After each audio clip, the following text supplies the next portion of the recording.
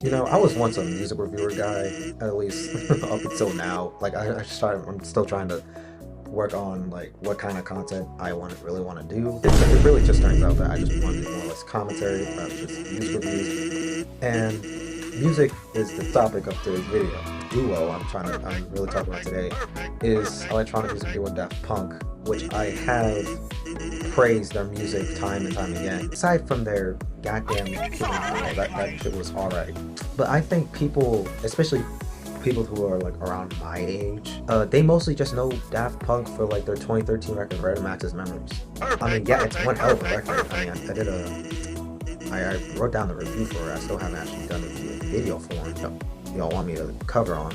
Yeah, Random Access Memories is, like my man Anthony said, it's like a swan song. Like, it's honestly such a one hell of a way to go out on your careers, which didn't happen until like 2021, but in hindsight, it was one hell of a bang. And a lot of people don't really go back to like, you know, their roots, specifically albums like Discovery or Homework. Sure, they may know the songs like Harder, Better, Faster, Stronger, One More Time, or hell, even Something About Us. Even with those songs I mentioned are definitely some of their best, for sure, if not their best, if not their very best. But when it comes to Daft Punk's roots, we gotta go back a little bit further. 1997, when they released Homework, which was honestly a very quality house album. It definitely may not be spectacular in the grand scheme of things, but I thought it was quality house music from beginning to end. It may have like one or two misses here or there, but it definitely showed that Daft Punk could definitely do everything, musically do everything fundamentally right. I mean, when it comes to some album like Homework, and as far as like just doing those fundamentals right and also being remembered for it, take a player like Tim Duncan. While he wasn't necessarily the loudest, he wasn't the most braggadocious, he wasn't necessarily shit talking all that much, or at least from what we've seen. It was still effective. His game was still effective, and resulted in winning.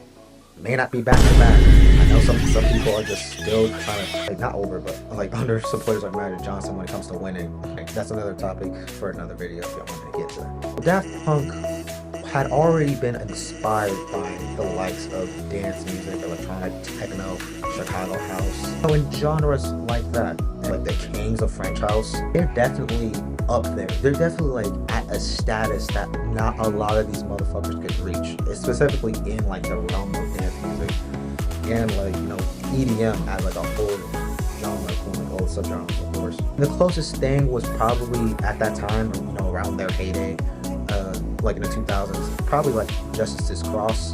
Definitely a record that was definitely influenced by Daft Punk's music.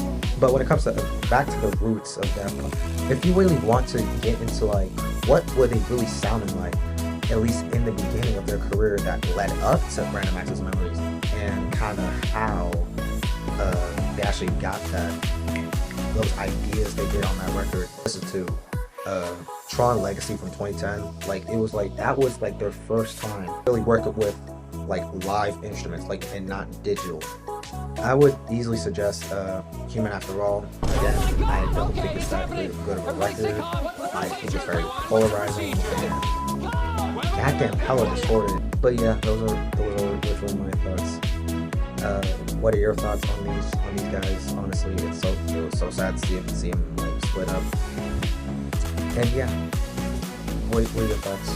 Tell me in the comments before I change my mind. And cue the outro. Thanks for watching. I hope y'all enjoyed the video.